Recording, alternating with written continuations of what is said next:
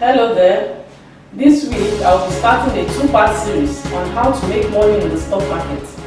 Let us start by defining what the stock market is. The stock market is the vast array of investors and traders who buy and sell stocks, pushing the price up or down.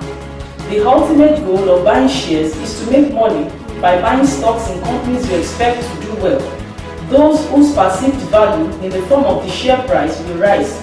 So, how does one make money in the stock market? There are generally two ways to make money on stocks.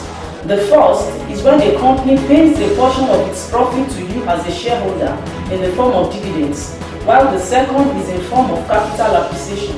If you hang on to a stock that has gone up in value, you have what is known as unrealized gains.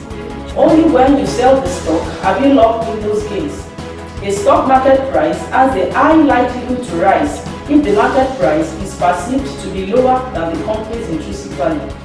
To make good money in the stock market, an investor should stick to the following fundamental methods of investing, which include 1. Try and avoid the hedge mentality. And what does this mean?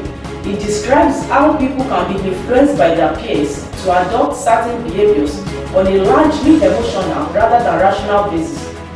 Please stay connected for the concluding part.